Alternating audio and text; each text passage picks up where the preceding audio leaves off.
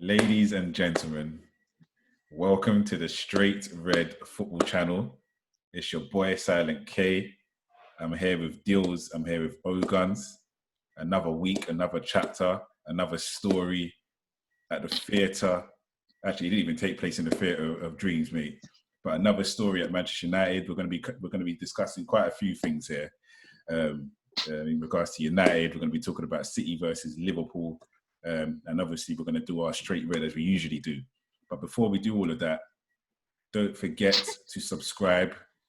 We recently just hit 100. Well, we're on about 102 followers or subscribers now, so we're doing really well. So thank you for your support. Good to know that you're enjoying the content and the conversation that we're coming with right now. But tell a friend, get more people to subscribe, share this video, like, and let's keep this movement going. So lads, firstly, let's start with just O-Guns. Just generally, how you doing, mate? What's good? Yeah, it's been a good week. Some players, I'm not gonna lie, some players I thought had retired that are still playing. Skirtle, I thought he'd retired. Rafael da Silva, I thought he'd retired as well. Man of the match. There's a few people I thought retired, and I found out midweek that they hadn't.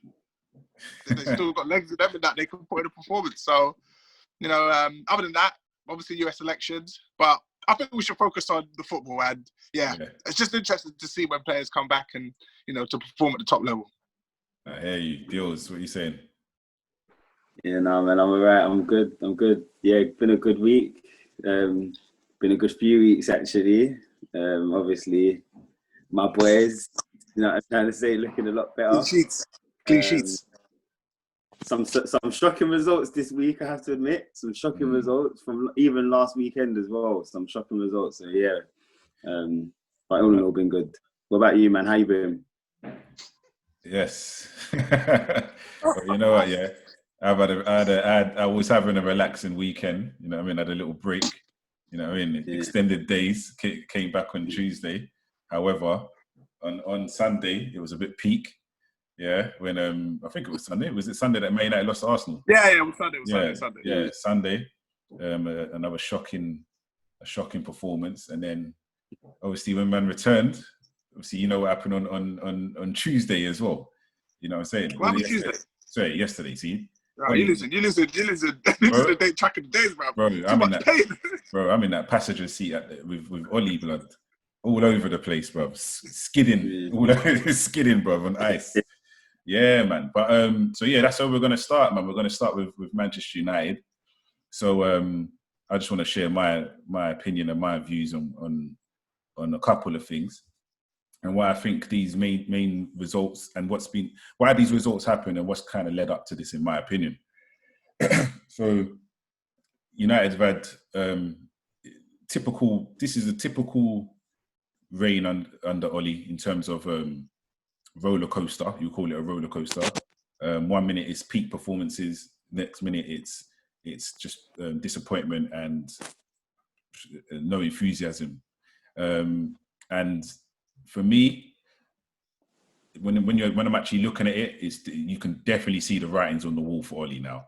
Definitely see. I'm even hearing rumours today that even regardless of the Everton result, that they're going to pull the plug on him. This is the worst start to a season in the Premier League anyway since Moyes officially. I heard a comment that Ollie said, and and I might be wrong. I might need to look into this, but I heard he said something along the lines of, if we beat Everton, then it's a sign of progression because last season it took us. Right, you can hear the fire just popping off right there, boy. You think Ollie's going? That's why they celebrate. Yeah, man. You know what I mean? Couple United fans out there. You lose that Pochettino's in Paris. Yeah. Nitmo squad. Yeah, but yeah, like I'm saying, he said a comment along the lines of, if we beat Everton, it's a sign of progression because it would have taken us 7 games to win 3, whereas last season it took 10. And I'm thinking, what? Is this guy okay? And those are the kind of comments you make when you're about to get sacked. You start to lose your mind and just start to come out with gibberish. Yeah. I remember when when Jose got sacked the second time, he gave this rant, I think, after we lost to Southampton. Half of it didn't make sense. And that's when I knew he was in trouble. Like, when you start to make them kind of, anyway, that guy's, he's in trouble. Yeah, man. And also as well, like, people were talking about some substitutions and stuff that he made in the last game and saying that, he's trying to make a statement to the board and all this and that. So the substitution that really got the fans back up is when he took off Van der Beek. And Van der Beek was probably, in that game, the most tidiest player up until he got subbed off. He was progressing the ball. He was doing good pass completion and all this and that. But then he took Van der Beek off when really one of the most shocking players on the pitch was Bruno Fernandes. Bruno Fernandes in the first half had lost the ball 17 times. Then in total in the whole game, he'd lost the ball 34 times, I think. Yeah, he's and one of the things is that clearly Ollie has his favourites in it. But you know what? That's not even like the main reason why his time's up in it. The main reason why his time's up is there's no what the fans are really frustrated with is that there's just no style of play. There's no style of play. And the thing is, people will point out the big wins. And the thing is, football's funny now. It's ironically, it's a little bit easier to get the big wins than to beat teams who play the low block, isn't it? When you're a big club, you are expected to impose your style of play to create the chances and create the opportunities. Be aggressive. Yeah, be aggressive. Be the aggressor. And more time, your style of play creates, or a good coach, their style of play will create opportunities through the style of play. But what Manchester United do, they rely on individuals. Yeah. And if you check what's happened now, all these relying on individuals to win you penalties, to score you the odd screamer or a long distance goal or whatever, or twist up two man and score. Now, all the players, their confidence is gone. Yeah. No one's bailing you out anymore. And now that their confidence is gone, like your style of play is being exposed even more, especially against these low block teams. So for me, when you look at like the big results we got, all these big results, and we've been doing it under Ollie, getting big results in the big games, literally is counter-attacking football. Sit back, soak up the pressure, whether we're playing three at the back, whether we're playing a diamond against Leipzig, whether we're playing 4-2-3-1, whatever it is, the tactic is sit behind the ball and then play it up to Rashford, Martial, or whatever, and create damage. But then let's take it to the two recent games, Chelsea and Arsenal. Both teams came in, played low block. Yeah. Now in that game, you just knew Man United weren't going to do nothing. Yeah. As long as these teams stay compact, United are not going to do nothing. And there's a narrative going around that, if Ollie had the right players, this and that, the players are not good enough. And United's squad is not player for player. It's not as bad as people make out. It sounds no, but it's really not, because people make it sound like every position Man United needs world-class players. And no, but really, they don't need. But they don't. No team does. But I think, okay. So number one, I didn't watch the full game yesterday, but I'd say I heard a few things about Twanzebe, that he wasn't great. But my first thing is, what happened for that first goal? Like, I know you can say that, it's down to the manager and this, that, but I think anyone should know a player's onside in their own half, right? So I don't understand how Demba Ba is running that free or goal. It was like something you would have seen in Pro Evolution when you used to use Real Madrid and you had Michael Owen. He's the only player that could have done that because he had the pace. Yeah, the pace. He was free. He was actually the only person in your half, like, for a few moments. And then obviously the Man United players came into your half. I mean, the Man United players came back, but it's a bit like, okay, it's like these celebrations all over London. But yeah, what's it called? It's like, when I saw that goal, I was in shock. Like, people can say, I just don't understand how no one's in your half. It doesn't make any, and if you're not going to be in your half, why is no one marking Demba Ba? Like, what happened? Like, to me, it just makes no sense. It's no, and until that ball's played, only then Matic realizes. I think that's shambolic, and I don't even think that's necessarily anything to do with the manager. Like, I'll say that look, Ollie has his issues. Definitely, Ollie has his issues, but right, these people outside are not playing games. Ollie has his issues, but I think yesterday's result, some of the defending and it was bad. And I know you're saying no team needs world class players in every position, but your defense, man, is very bad. Yeah, so, no. You listen. When you're taking it back to that little incident there, that just summarizes. It really just summarizes everything that's wrong with what's going on. Because I think clearly that's just a lack of organization and a lack of leadership. Yeah, everybody knows that is the most basic thing I've ever seen. Everybody knows more time you have your wing backs that stay back. Yeah, they're your two quickest defenders. Usually they'll stay back. I don't know where Luke Shaw was. I'm sure in that moment it was Wan-Bissaka that tried to get a crossing and it got cleared. Wan-Bissaka tried to get a crossing, so maybe at that moment he had the ball and just tried to get the crossing. However, I need to watch that footage again because, to be honest, I only watched it that one time and I was so vexed. I didn't even want to watch it. Yeah, but I've heard all sorts of stuff. I've heard that apparently on the touchline the coaches are telling them to keep an eye on Demba Ba, and apparently players are ignoring them. I don't know if that's true. I need to watch that again. Like for me, it's just there's no leaders on the pitch. Yeah, our captain is a shocker as well. Leadership here as well. Yeah, like it comes from the top, isn't it? It comes from the top. So if the players are not really respecting the coach, they're not going to respect the captain.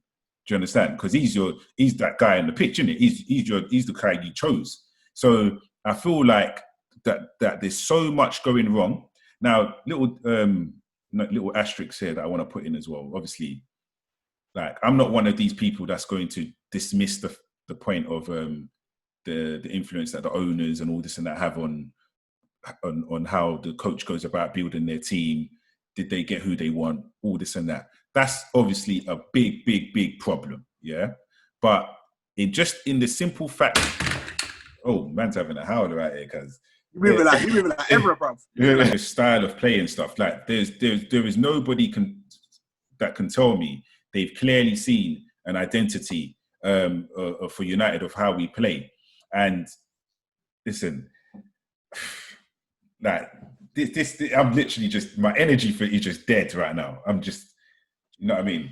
For me, it's all over the place. It's all over the place. Yeah, well, I mean, to be honest, it's a tricky one because, to be fair, okay, we'll start from the Arsenal game.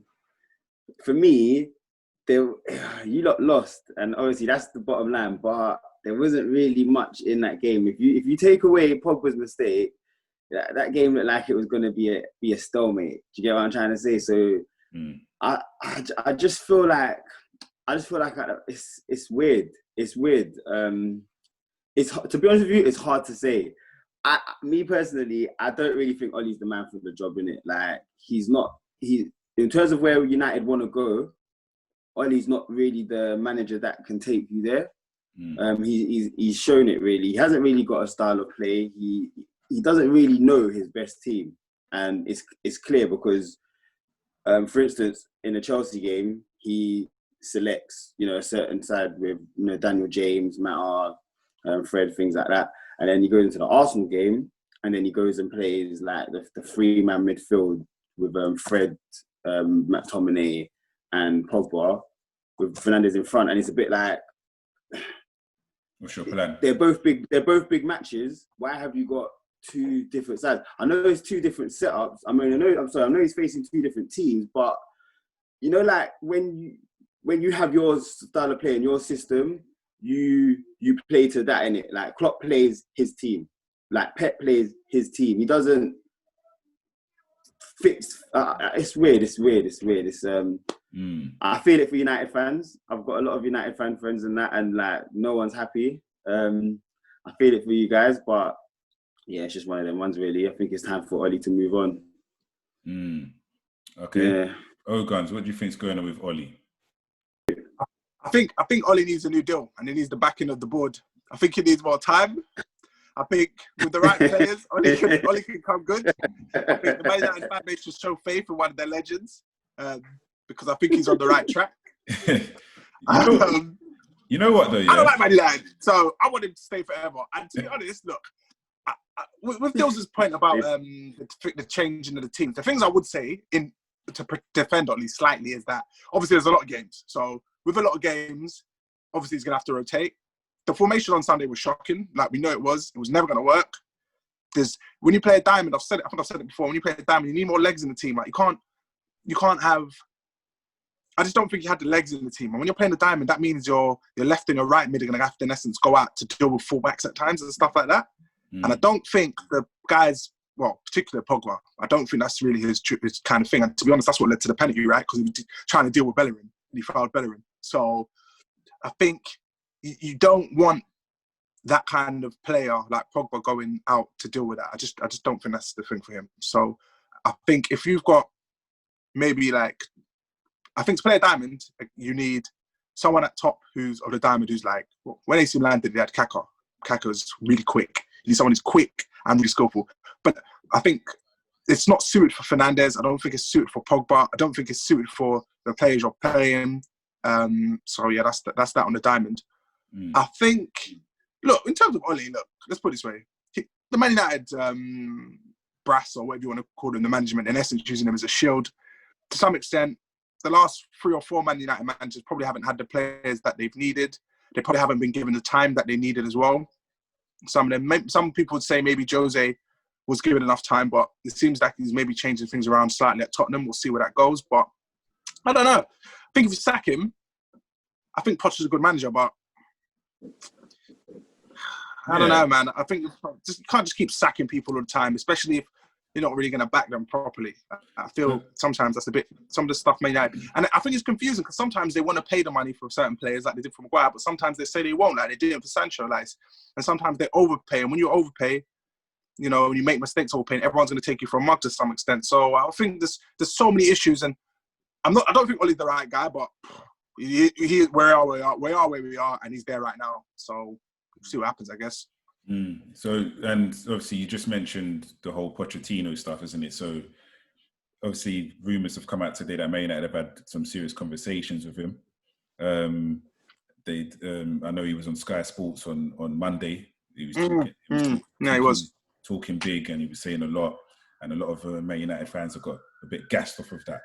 But the real question is like, is he the right guy? Is Poch the right guy? There's still some. Obviously, he did a fantastic job in developing Spurs. Did he win anything? That's the point. Did he really win anything? And not only did he win anything, his last season fell apart. Yeah. But do you remember? He didn't. Happens to a lot of people. Yeah, it happens to a lot of people, to be honest. But remember, he didn't win an away game for it was like nearly the whole season. He didn't win an away game. And it just all fell apart. So there are some question marks over Poch. And you've also got to remember just how Manchester United's run. When it goes bad, it will go bad, isn't it? So I know a lot of United fans are looking at Poch as the guy to come in and change everything. And you know, and like I said, he is a better coach than Oli. Like that's a given. Do you know what I mean? But I still think this needs to be a calculated decision, because it's one too many coaches now that's failed at United. And obviously there's a constant here, and the constant obviously is the people who are picking them. Yeah, the people picking the coaches, you know what I mean? So I don't know, but yeah, go on. I would say you jump from manager to manager, but then, okay, fair enough. Let's look at this. So if someone comes in, it's a simple stuff. They're going to need the time, they're going to need the money, and it's time to do their work, the money to do their work. Question is, you can say Poch hasn't won anything. We do know he's, obviously, as you said, he's better than Oli. So what are you going to do instead? Get Allegri? Like, who is... Let's put it this way. You say Poch hasn't won anything, but let's be realistic. It's probably quite tough to win stuff in England to some extent. Like, if he'd won an FA Cup or a Carling Cup, would you have really said, you know, because even Harry Redknapp won a few of those. Like, that I don't think winning that necessarily means much. You know, if we went by the same thing, you probably would have said the same thing about Leicester. That Leicester season, I don't know, man. But you said they should have won it then? Yeah. Yeah, maybe. Yeah, well, do you know what? For me, I that, could maybe that say was that's Spurs probably, at their prime, I think. probably, yeah. Do you know what? Okay, do you know what? In that case, I forgot about that actually. So yeah, you're probably right there. But let's put it this way. Man United need an improvement. And if it's not going to be Poch, or maybe not Allegri, honestly, I don't know who Man United is going to get. Unless there's some coach I don't know about, I actually do not know who's the big name manager Man United can bring in. I have no clue. Someone could tell me. I don't know. If you don't know. United need a coach. Go get Sarri. They need a coach they need a coach that's going to get that respect, isn't it? They need a coach, and this is the question, isn't it? Are the players really respecting? Obviously there's this term going around, no tactics, just vibes. You know what I mean? Like everyone's just happy at United, and you know what I mean. Everyone's laughing and busting joke all day long, and man's are just doing headers and volleys, and you know what I mean, crossbar challenge and all this and that. So there's loads of questions, isn't it? Like crossbar challenge. Like that's how it's coming across, bro. That's how it's coming across. You know what I mean? It's coming to training and do a crossbar challenge, bro. It's arm around the shoulder FC, bro. You know what I mean? It's do a dab FC right now, bro. You know what I mean? So right now it's not serious. It's not serious, and you can feel it when you're watching. It just doesn't like it's flipping. Man, just on that iPad all day, bro. And the thing is, I'm trying my best not to go in because he is a club legend. But right now, I don't care. No, listen, that's no excuse. No, but right now he's tarnishing his reputation so bad. Tarnishing. That's why I wanted to do a job so he could tarnish it. I've been saying this. Look, I said this to someone a few months ago, and they said, "Oh, it's not true." I said, "Listen, why is this guy always sitting down? Like he's always just sitting there in the stand with his leg crossed with the iPad." And everyone's like, "Oh, but that doesn't mean anything because just because he's standing up." He doesn't mean anything. And then when Chelsea drew with West Brom, the people were taking the mick when we were 3-0 down, saying Lampard's sitting down. Listen, this Ollie guy is always sitting in the stands. I see Carrick on the sidelines doing more than him. When Fergie was like 90 years old, okay, he's not 90, but when Fergie was old, Fergie was still on the sidelines giving it to the line-up. I see him shouting one time, the chewing gum fell out his mouth. Fergie, you know what I mean? Fergie's right there, shouting instructions. Van Gaal was there. Remember when he faked the diver and he fell over saying, this is how this guy, why is Ollie sitting down now? What does he think sitting down does? Like, it's not Sam Allardyce in the stands with the headset. You know, it kills me as well. After the game, bro, we've just played poor, bruv. This guy is smiling all up in the camera, bruv. Ollie is smiling. And it is... He's having a whale of a time, isn't he? He's having... Listen, when you get your... It's your dream job, though, isn't it? You get your dream job. You're on cloud nine. You're living the dream, bruv. But listen, he's had that job for a good year, bro. It's not a job no more. No, it's time to wake up, big man. It's time to wake up because, bro, you are literally driving the club. But you know what? It's not solely his fault. It's not solely his fault. At the end of the day, he didn't pick himself. Do you understand? He didn't pick himself. He was chosen. He was then given the job prematurely as well. They gave him the job before the end of the season when he won in his run. Ollie's had that was his 101. He's had 101 games. So he lost his 100th game against Arsenal. Then he lost his 101 against Istanbul as well. So moving on, let's talk about Chelsea. Chelsea's form, Chelsea's signings, and how you guys feel you're doing right now. Listen, you guys were leaking in goals earlier in the season, and then all of a sudden, this Mendy... clean sheet galore. Man like Thiago Silva is coming in like before. Rolls Royce. Oh my God! Before it was like everyone was like, whenever we used to talk about best defenders in the world, Thiago Silva's name was always mentioned. But then in the last couple of years, it's got a bit quiet. This guy has strolled in, commanding the back four, the back three, Listen. Anyway, I just want to hear it from Chelsea fans because once you guys shut up shop against United, since then it's just like you guys look dangerous going forward. So starting with Dills, man, what's your opinions on how Lampard's doing and Chelsea in general? Yeah, well, again, like we said it before, like it was just about we needed to get the full team back. At the start of the season, Chilwell was still injured. We still had Kepa in goal. Couldn't get it right we kept playing Christensen for some strange reason. he's finally been dropped. Finally, like for me, it's like now we've got our full team. We've got our full defense now. We've got a better keeper, by Kepa. You know, I heard he's got a shoulder injury as well. I don't know how he got that. He's not been playing, but Mendy, we just look so much more assured in defense with Silva and Zuma. They're just solid. You got Chilwell. He's just bombing forward. He's just doing everything that we was lacking from Alonso and Emerson in terms of chipping in, going forward, and helping out, getting back. Do you know what I'm trying to say? That we just, for me, we look a lot more assured now, defensively, and going forward, we're starting to score goals now. We're starting to score goals. We're getting 3s and 4s for fun. I don't know. I don't want to. For me, I'm still not sure about Lamps. So I don't really want to be like, you know, but I'm happy with what I'm seeing. We're keeping clean sheets. What, five in a row now, starting from Seville. Yeah, so we're keeping clean sheets and we're scoring goals. And that was the two things that we was having issues with last season. We was having issues with getting that balance in it of like, are we defensively sound or are we getting goals? And yeah, I'm happy with what I'm seeing. What about you, Ogans? What are you telling me? I'll just echo some of the stuff you said. I think the clean sheets for me are the most important. Last season, to be fair, some games we weren't scoring, but sometimes we were scoring quite a few goals generally last season. It wasn't too bad. But the clean sheets last season, they were shocking the amount of goals we conceded. It was shocking. Who was it? Bournemouth. There was a Bournemouth that's put 3 past us, so they put 4 last season. To be fair, they've been doing that for a while, every 3 seasons against us. But what was it last season? Sheffield put 3 past us. West Ham put 3 past us.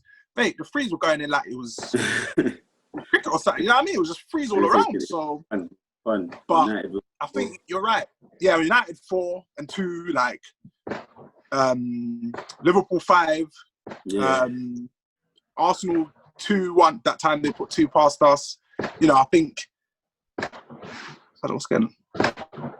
No, yeah, I think about to say I put the firework came in my house and mess up the footage. But yeah, no, I think what we seem to be on the right path. We haven't played anyone too big in our games. Like we've only played. I think the biggest team we probably played in this run is Sevilla, and then maybe like Spurs, innit? Rennes. Yeah, no, I mean since we've been keeping clean sheets, I think we haven't really played any big teams. In our big team, in our clean sheet run. So that'll be interesting to look at. But I'll tell you who's really impressed me. United, innit? No, but I left them out on purpose. Well, what's it called? I'll tell you who's impressed me out of everyone. Ziyech. My Lord, that guy. Like, he seems to be... He works hard. He shoots at the right time. He seems to be like setting up Werner. Werner's really coming alive with him playing as well. I feel both of them are really thriving off each other. I think when Pulisic comes back again, well, it could be very smitey for Chelsea, but you know, slowly as it does, we'll see where it goes. I guess that's the main thing. We'll see where it goes. So I didn't see the Champions League game. Who did you guys beat on the weekend again? Burnley. Yeah. So like once again, isn't it like for me? What's impressing me about Chelsea is that they're able to adapt against who they're playing. They're showing some versatility. I reckon if you guys were coming up against a team who is very dangerous attacking, I think you guys will know how to adapt to that game, maybe become a lot more resolute defensively. And I think you've got enough to damage big teams on the counter in the shape of Warner. Remember before I was speaking about Warner before, I kept mentioning, is he someone that likes to play on the through balls or play into the space? And I think he's going to be when you guys play in your big games and you guys now are having a bit more trust in your defense, you guys against the big teams will be able to pick up points. And then the other thing is against the smaller teams who are playing low block, yes, people like Ziyech and co are creative and they're creating, and you guys are scoring goals. So for me, just looking at the balance as an outsider, Chelsea look like a very balanced team. Who can change their style of play against different opponents, man. So before I had my doubts, but once I saw how you guys addressed it, especially when you guys came to Old Trafford, I was thinking, hold on a minute, Chelsea are looking real tough. And do you know who's been playing well? Kurt Zouma, bruv. You know, it's not just Zuma, Kurt it's Reece Zuma. James as well. Yeah, James, Kurt Zuma, Reece James. James has had a Reece good James couple has games. been ridiculous. Mm. Reece But James has as for been the Critter as well, ridiculous. to be fair, as for the Critter, The Aspilicueta's been good. I agree. The Aspilicueta's been good. But Like, Reece James, it's not just the delivery, it's the delivery and it's the defending and it's the defending as well. yeah. He just seems to be. He's something else. That guy. I've always thought he was quality, but Him and Trevor, Chilwell, be careful. I feel like we can rely on our fullbacks again. Like we ain't had that since like Ivanovic and Ashley Cole. I ain't had that feeling since like Ivanovic was a myth. Cole. Yeah, Like, Ivanovic was a myth. you know what I'm trying to say? It's a good feeling, man. But what I will say, one thing I will just add to everything is for me, Pulisic at the moment, like this hamstring issue that he's got going on, like I've got a feeling that he might have to start considering like switching up his style of play. Like, and when I say that, I mean he might have to all this like kind of running, sprinting that he likes to do for 80 minutes. He might have to kind of like slow that down and just maybe move a bit more. You know what? I don't want to say lazier, but you know, like how Hazard used to kind of be like just playing bursts. But you know what? When he needs to be just. What you're asking is kind of tough, bro. Because at the end, like let's take it back to Jack Wilshere. Do you remember the way, because of how Jack Wilshere used to play, he was always kind of low center of gravity, and he used to get a lot of ankle injuries. Yeah, because you know the way how he used to dribble, he always like sort of stretches and takes it away from you. So when he was at his best at Arsenal, he was getting loads of them injuries. And then when them injuries, when it begins to tally up, suddenly you've got an injury-prone player. So asking someone to change, it's going to be serious coaching to get him to sort of change how he naturally plays. But I hear what you're saying. Maybe he's playing style. In terms of like less running, he might have to do less running because if you're gonna keep doing your hamstring, it doesn't make sense to keep sprinting. To me, I know you mean, but do you know one thing I would say? Like, I remember when what's his name first came to Chelsea, and because he used to get injured a lot, Robin. Yeah, he used to get injured a lot, Robin. At the start, he had hamstring issues. He had hamstring issues. All the time. But he's always got rid of it. Even towards the end of his career, he's always getting injured. Robin's always been injured. But you know what? He was always so dangerous, and I think towards the end of his career, though, or not even just towards it. Well, after he left Chelsea, he seemed a lot more, especially when he got to Bayern, he seemed a lot more less injury prone. I don't know what happened. He seemed a lot less injury prone, and I think he probably seemed a bit more dangerous, or just as dangerous. So, I don't know. Maybe he might have to change it up. He does need to do something because at the moment, this is getting a bit ridiculous. If he carries on like this, like it's not going to add any value to the team. But he's still young. So, but because Robin, when we sold Robin, it was probably about 22. When we sold Robin, he had like 2 seasons, didn't it? Yeah. Yeah, so, you know, maybe you can follow Robin's book. I don't know. Maybe we might have to reach out to him on Insta or something. Yeah, so a quick question, lads, then. So in regards to Chelsea and how they're doing, how much of it is down to Lampard? I don't think we know. But to me, I was thinking about this before this talk. I don't think we know, but end of the day, people can say it's not down to Lampard, but he brought the goalkeeper, he brought in Thiago Silva, he brought in the players. So, you know what I mean? When he brought in Thiago Silva, everyone was like, he's brought in an old man, blah, blah, blah, blah, blah. This summer, people were saying we should have gone for Oblak and gone for all these other people. He brought in Mendy instead. So, you know, hey, we can only go with what we can go with and what we can see. Like, they're winning games, and he brought the players that are winning the games. So, I don't really see there isn't too much more to that than me. And someone else said something else to me earlier about Lampard. And I said to them, listen, if we won 3 Champions Leagues like, I'm not saying we're going to, by the way, but I said if we won 3 Champions Leagues like Real Madrid, do you think anyone cares that if Zidane deserved it? Hey, as long as them trophies go in the cabinet, the trophies go in the cabinet. So, and that's all that really matters to me, to be honest. So, it's what it is. What about you, Dills? Yeah, well, I mean, it's difficult to say. Like Ogans was saying, to be fair, these players that have come, Lamps has had 1 season where he's had to work with what we've got, and then he's been given a season where he's identified his issues and he's been allowed to go out and so he's got himself a striker.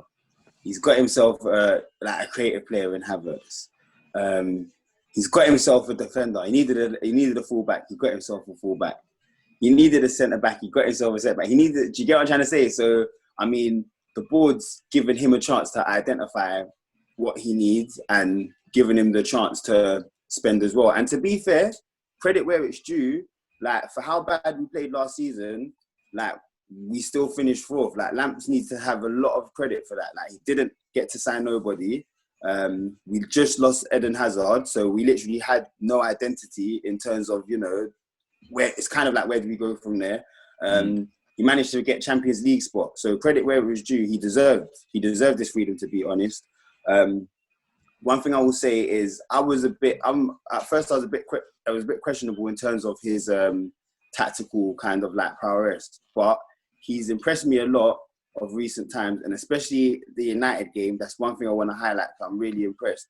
The way that he switched up the team to like stop the counter, which was something that last season we lost 4-0 that fixture. Punish. And hit in the break. Do you get what I'm trying to say? And we went from 4-0 last season to 0-0 this season. So for me, he's shown some sort of tactical kind of, you know, awareness, and I've got nothing bad to say at the moment. So yeah, you know, I'm happy with how things are going. We're looking good, and one game at a time. I think we got Sheffield United coming up, then I think we got international break, then Spurs. So for me, Spurs is going to kind of be the real kind of test, you know, where we're at in terms of the attacking and defending. Yeah, that should be an interesting game, because it'd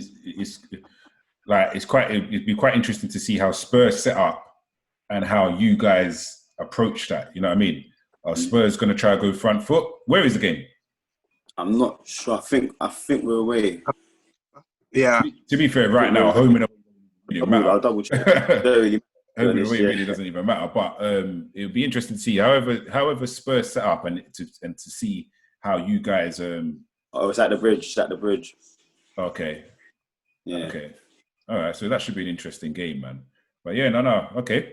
All right. Moving on to the next topic. So let's talk about the preview to the biggest game of the weekend, which is Manchester City versus Liverpool this weekend. Obviously you're talking about the last season's top two, the champions. Champions Liverpool coming up against the runners-up City. Both are picking up a little bit of form now. Now, one of the big talking points right now is Jota's telling Firmino to come outside. Do you understand? I'm seeing all kind of memes about that a false narrative was sent out about a number 9 having to do defensive duties and making up this false 9 position.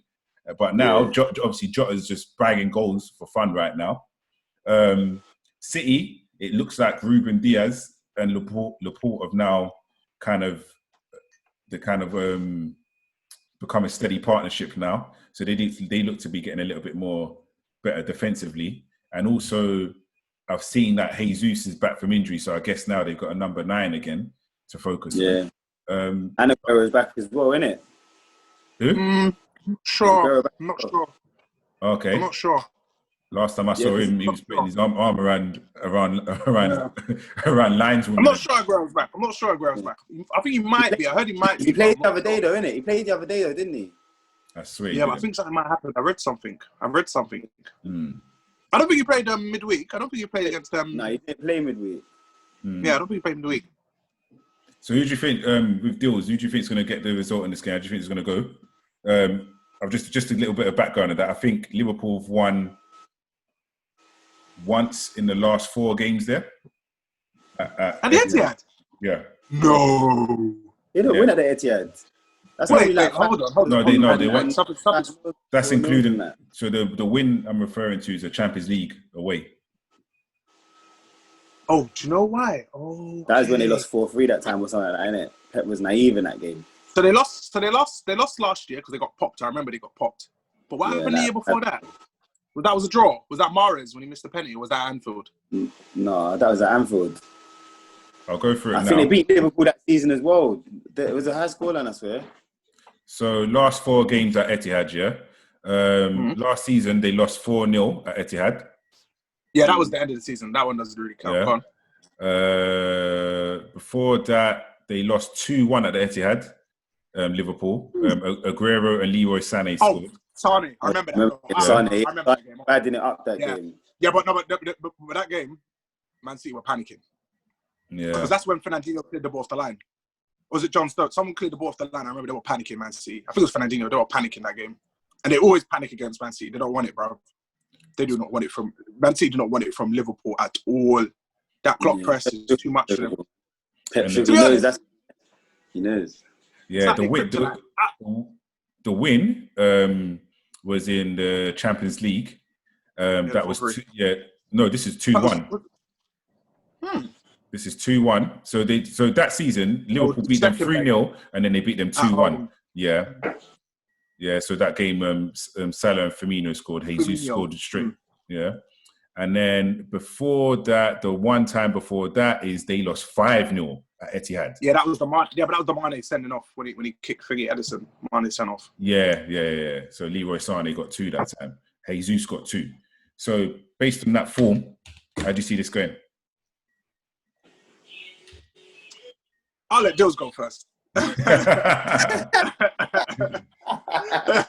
Yeah, no, I mean, for me, I think Man City's going to win the league, innit? So I feel like, for me, if Liverpool wins this game this weekend, I kind of think Liverpool's won the league because the position. How many points clear are they at the moment? Are they 3 points clear? 2 3, maybe. I think it's 3. Hold on, clear because Everton's second. Everyone. Everton's second, right? And didn't Everton lose to Newcastle? Yeah, Everton's on 13, ain't they? No, so Liverpool are 1 point clear of Leicester. Leicester have got 15. Okay, what's Leicester on? What, Leicester? 15. Yeah. Leicester's not really great at the time, but I mean, alright, then cool. But for me, if Liverpool beat Man City, that's it, man. At Etihad as well, that's it. Like, how's Man City going to gain on them? But personally, I can't see Liverpool winning. Man City, they've actually gotten a lot tighter of recent times. They had a few 1-0s. Laporte and Diaz, they're looking really good together. And also, I don't know, with Liverpool, they're looking a bit edgy. They don't really look so secure in their games at the moment, man. They look like a loss is coming. Do you know what I'm trying to say? A loss is long overdue with them. So yeah, I think this weekend is definitely going to be kind of like make or break for kind of both sides. Well, what do you think, Ogans? I have no idea. I'll be honest. Like, I think Liverpool's got their weaknesses. Obviously, they're missing Van Dijk. I don't know if Fabinho's back now. You know, obviously Jota's coming. Jota's doing well, but I agree they do look a bit shaky at the back, Liverpool. But you know, Man City, I mean, you can't trust them sometimes. It's just stupidness, bro. Pep likes to just, these big games. He'll go and start 3 wingers and that. And yeah, like, if it comes out properly, then I could see him maybe nicking it. But honestly, I think that game was too, for me, it's just too tight to call. I don't think Liverpool will win. I honestly don't think Liverpool will win. I wouldn't be surprised if it's a draw, to be honest. Okay. Yeah, I'm going to sit on the fence with this. I'm going to give it a draw. I think, you know what? Liverpool could. But you know what, actually, Ruben Diaz and Laporte, they seem a little bit more tight, to be honest, defensively. You're right. They seem a bit more harder to score against. Because the only thing I'm thinking is because Liverpool were missing their key centre-backs, they may just sit back and want to counter. Yeah. But then our City lately don't look as naive. In terms of they just played this stupid high line. The last game they looked naive was that Leeds game. That's when they look like you man have not learned. Yeah. Do you know what I mean? However, since then they look a lot tighter. So I don't know if they're going to approach the game the same. So if they were to just stay disciplined and keep creating chances, they'll get chances against that Liverpool defence. Easy. However, if they turn up naive, then all it takes is a ball up to any of the strikers, and it's a problem. So yeah, man, I'm gonna go with a draw. I'll stick to a draw on that one. All right, so ladies and gentlemen, we're at a key part of the show. Yeah, this is our straight red segment. I'm gonna start with you, O'Guns. I think we should start with you. Mine is We obvious. should start though. with you. Mine is Oh, obvious. that's mate. fine. We're Mine- more than mine- happy to hear it. Mine is obvious. Mine is OGS, Ole Gunnar Solskjaer, the guy at the wheel, the guy driving us to hell, bro, right now. Yeah. Driving certain man to crack, driving certain man to the bar, certain man to Man's driving- alcoholics, certain man, you know what I mean? Right, Driving the wrong way down the motorway. Driving certain legends, Driving the wrong way. certain legends to domestic violence, yeah? Driving certain... There's Got gigs on the Mazza. Gigs on a mad thing. Do you understand? So for me, it's got to be Solskjaer. It's the reason why it's straight red is because he's consistently inconsistent. There's no tactic, there's no system, constant change of formation, and really that loss was a howler. So it's pretty obvious why I'm giving him straight red. What about you, Guns? You know what? I was in two minds about this. I was thinking about giving this to the Man United fan base just because they got gassed after a few games and a few good results against some big teams. But I might have to give it to Giggs, you know. You're a manager in the game of football. What are you doing? Now, and supposedly he's been cheating again? This is like a Benzema issue. Don't you learn your lesson, Ryan? Benzema. You don't even deserve the name Giggs anymore. I'm calling you Ryan. You need to learn your lesson. Listen, if you're going to cheat, number one, don't get caught. And number two, keep your hands off the women. Stop attacking women.